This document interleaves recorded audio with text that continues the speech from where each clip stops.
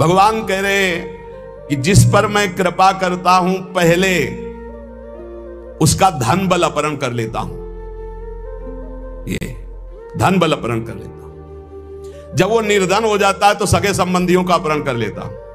या तो सगे संबंधी छोड़ देंगे, देखा ना पिता रास्ते में ही राधे श्याम।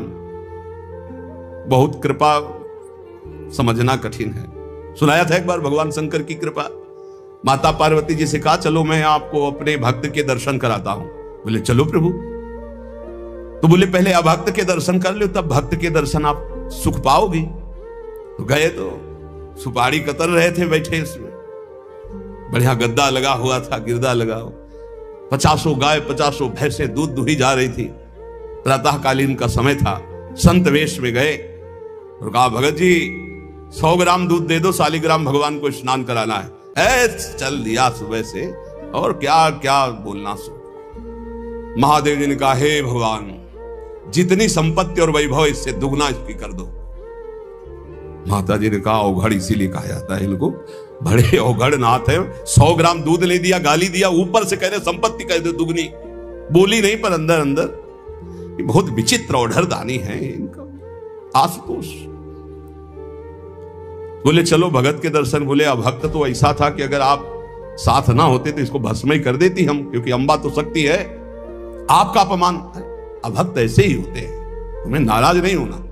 भक्त के पास गए, एक झोपड़ी फूस की, एक गाय, और उसी फूस की झोपड़ी में माँ उसकी मैया रहती थी।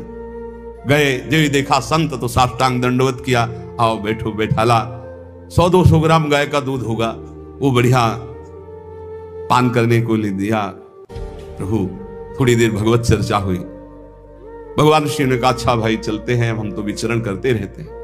बोले संत भगवान कभी पुनः कृपा करके आना। हम कुटिया के बाहर निकले और कहा हे करुणा निधान भगवान इसकी गैया और मैया दोनों हटा दो, मार दो।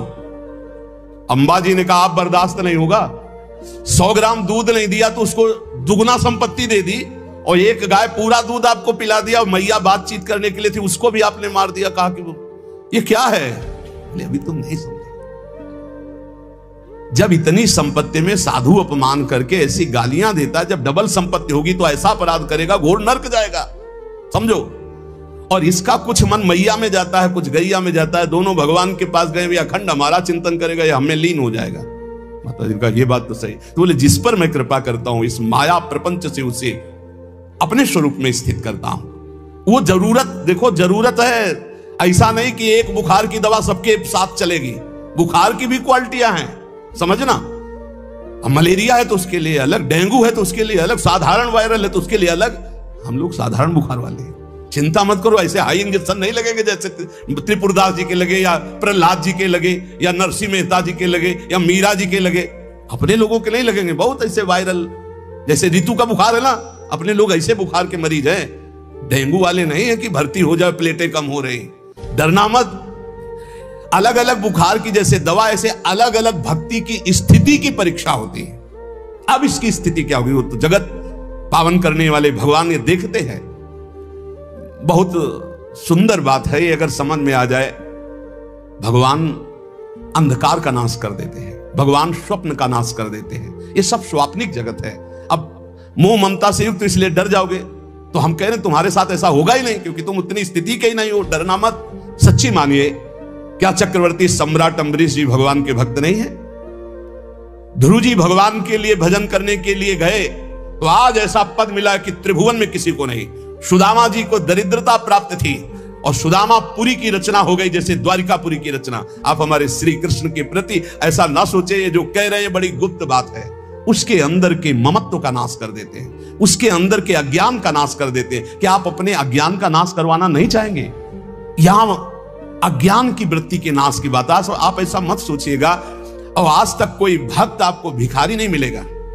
आप ध्यान दीजिएगा, पुरुष से लेकर के जहां दृष्टि डालिए, जहां भक्तों को आपके 4 घर में लोग होते हैं, उनके भोजन की व्यवस्था में आप चिंतित रहते हैं, समझ रहे?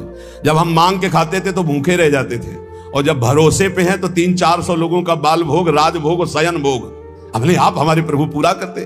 तो हरिष्य तद्धनम, तुम्हारा घर कितना बड़ा है, हमारे घर में कितने बैठे देख लो।